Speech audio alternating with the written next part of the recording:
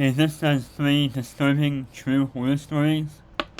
I don't get scared by stories, so we'll see, but just in case I got the blanket. Shouldn't be too bad because it's just stories, like no videos, no nothing. Stories don't really freak me out, so let's do this.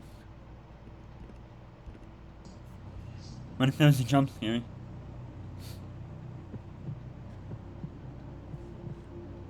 I can do without the I was heartbeat. around 12. I had the one bedroom in the house that wasn't on the second floor. My parents' house was a high ranch, so when you entered the house, it split off to 2 floors. One half flight of stairs going upstairs and one downstairs. The downstairs level had the den, Which the one? garage, my bedroom, and a bathroom. The other 3 bedrooms in the house were all upstairs. Since I grew up the oldest and the only boy in the house with 2 sisters, I got the room downstairs because it was the biggest and technically the coolest room. Or so After I you turned thought. 10, my parents gave my twin bed to my little sister, and I got a full-size bed, which was a bit of an upgrade because the room was big and could certainly fit a bigger bed. When I was 12, my little sisters were around 5 and 8, so at this age I would be allowed home alone, but my 5-year-old sister wouldn't be left alone with me, and my 8-year-old sister would only be left alone with me if my parents weren't going to be gone for too long. If they'd be gone for longer periods of the day, then one of my parents would take both of my sisters.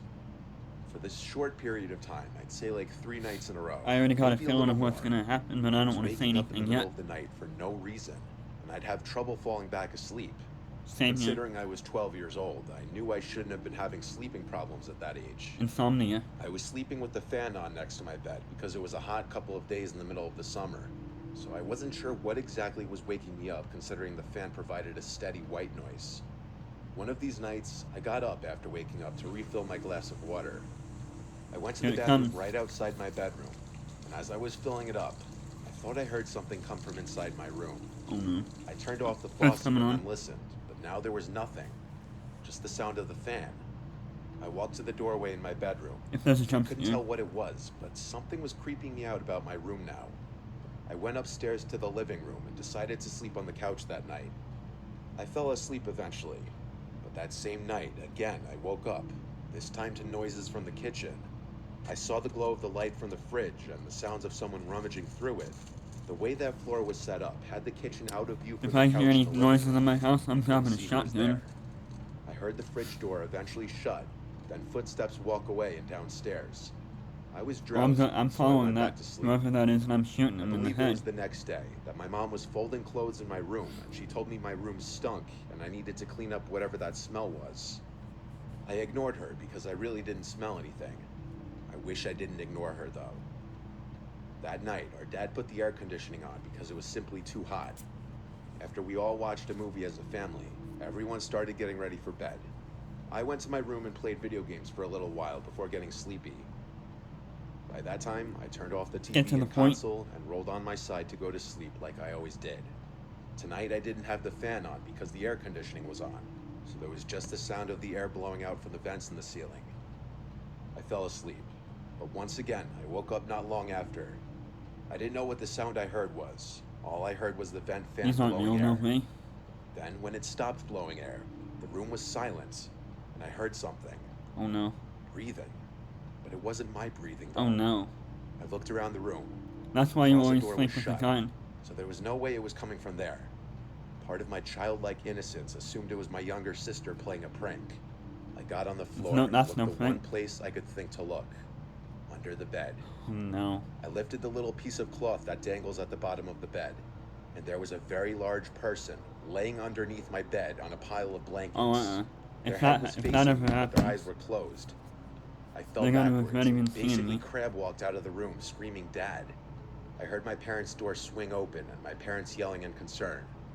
I pointed into my room and said under the bed. My dad went and pulled out this very large, dirty-looking man. I remember my dad quite easily physically forcing the man outside as my mom called 911. I'm sure he went to jail for a while. Or maybe not, It's just because he was somebody homeless, who knows? sneaking in. This did a lot of mental damage to me where I didn't even want to sleep in my own room anymore, or let alone in that house.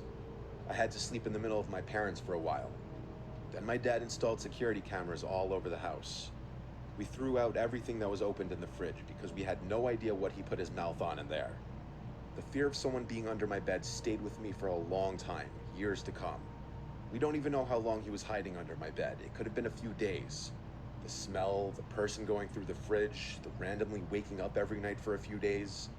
Whether he meant harm or not, having someone hiding under your bed is every child's biggest nightmare. Okay, that wasn't too bad. Story number 2. Somebody stinks in my house, I'm shooting them in the head. Grandfather, who's currently at the ripe old age of 101. He's told this story at family gatherings for years. He's from the city of Yaroslavl in Russia. I guess it was the Soviet Union when he was born there. Being from the USSR, of course he served under the Soviet Union during World War II. Then flew to the United States a few years after to escape communism. He told me this story again recently. It happened not long after the Battle of Veliki Luki, which wasn't a major battle of the war, but it still ended up in a large amount of Soviet and German bloodshed, as most battles at the time did. It was the evening, and according to my great-grandfather, it was very cold that night, like hellish cold. They were in a small house/building that was one of the few with no damage to it, which made it nice because it was warm. Him and his comrades were celebrating with drinks, songs, laughing, and joking, what you could imagine a celebration would look like. At some point in the evening, 2 fellow soldiers walked into the building. My great-grandfather and his friend Sergei didn't care for these 2. It was apparently because they were loudmouths and were just unpleasant guys. Sergei asked my great-grandfather if he wanted to go out and have a smoke. He agreed, and the 2 put on their heavy coats and walked out into the freezing cold air. My great-grandfather pulled out his cigarette, They're gonna see something, as did Sergei, and he lit both of their cigarettes.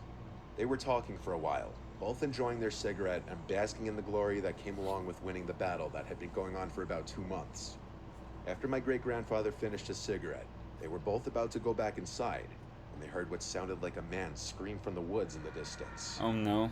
Fearing that it was the scream from one of their comrades, possibly being attacked by a patrol of pissed-off Germans, they went back inside quickly and grabbed their guns. Because of the fact that there might be armed Germans, they got a bunch more of their fellow soldiers to run into the woods with them. If I ever see anything mentioned that as he got deeper into the woods, he started to get a weird feeling, like dread and fear. They couldn't hear screaming anymore. I'm fearless, I don't feel anything. Great-grandpa suggested that they all split into duos and search for whoever it was. Sergei went with him, while the others went off in their own duos. After about 2 minutes of walking through the dark, cold woodlands, my great-grandpa said that he could hear faint crying, like someone was in pain. Sergei heard this too. Somebody so just stepped on Legos, that's all. They started seeing drops of blood in the snow, so they both began to take the situation as more of a threat than they were earlier. It's coming It back still gives on. me chills when my great-grandpa tells me this part. When him and Sergei got to the source of the crying sound, they had found the most bizarre and disturbing scene they had witnessed. 2 German soldiers on the ground, one of them dead, one alive. One of them had their uniforms ripped and bloodied. The alive one was cowering by a tree, muttering stuff in German. He didn't notice my great-grandpa and Sergei right away. My great-grandpa then walked towards the other body. The corpse was horrifically mutilated, missing limbs, skin They just ripped got off attacked the by a face. berry. His uniform was shredded, and it looked like he had been scalped. Another thing that stood out to my great-grandpa was the smell. He couldn't describe the smell, saying it wasn't like a dead body, but more like chemicals. The corpse looked fresh. Sergei investigated the living soldier, who then, noticing Sergei, jumped back in terror, as if he had been traumatized. He was shouting stuff in German. It was only then that my great-grandpa noticed that his leg had been torn apart and his chest was bloody. He said he could remember that German screaming something like "Das Kolas" or something similar. Sergei pulled out his pistol and put the German out of his misery with a single shot to the head. Almost immediately after this, my great-grandpa described hearing moaning-like noises. And that's when a very tall thing started running in the darkness away from them. Afraid, Sergei and great-grandpa started shooting erratically in the direction of the thing. The other men ran over, but the thing was gone. All of the men were reprimanded when they got back to the village, but a report was sent to the high command. It was never investigated further. It says true, but not claims real. that it was the most terrifying experience of his life. It makes him stressed when thinking back on the sight of that mangled German and that thing.